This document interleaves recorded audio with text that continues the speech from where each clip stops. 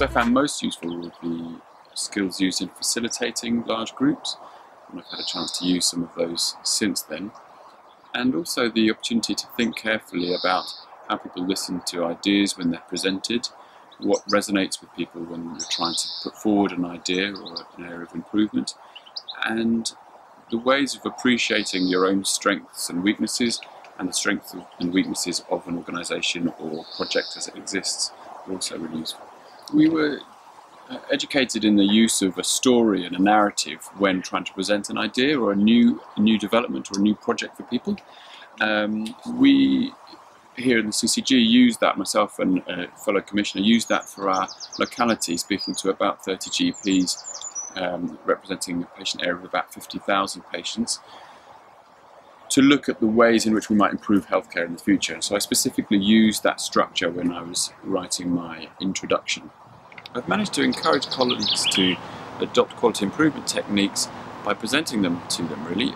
I think you can go back and go, okay, I'm going to take the plunge, I'm going to do this meeting differently, I'm going to get people on their feet, I'm going to use toys on the tables, I'm going to use post-it notes, I'm going to get them to write things on the walls. And people really like it. And so I've just had to tell them about it. And they said, yeah, okay, let's do that. And in fact, people have said to me, why don't you do that, because you're really good at facilitating.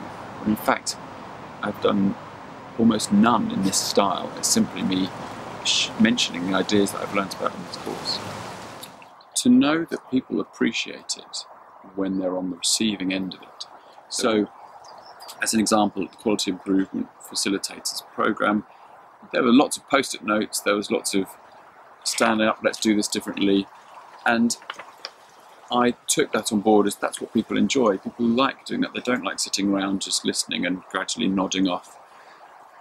So at the next meeting I went to, when I got back to my locality, I thought, right, I'm going to get people standing up, I'm going to get them moving in groups, and I was nervous. At first there was a mix up with the timing, and I thought nobody was going to turn up, and I thought, oh, I should just stick to the normal structure. But when I did it, people at the end thought it was really good. They gave better ideas. Some people said we've got more done in the past 15 minutes than we have in the previous 18 months. Whether that's true or not, people appreciate having their shells and moulds broken a little bit. And being shown how you can do that gives you the confidence to go back and do it. So in any program, some of the most useful aspects are getting to speak to other people in a similar position to you.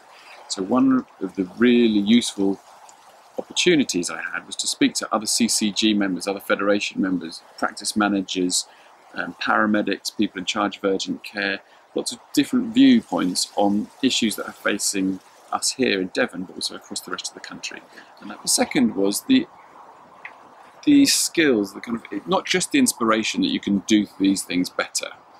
And I like the way that was taken as an assumption, there is this science on this, here we're going to give some to you. That validates the idea of improvement, and then there's the concepts that are imparted themselves.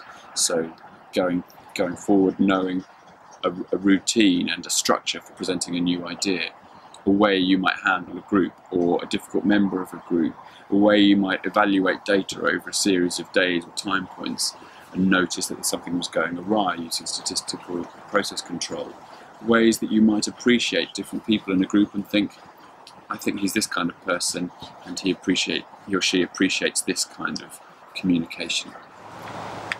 Just an appreciation for the work that Joe, Jane and Nick put into the course, and Sue Green as well, the administrator.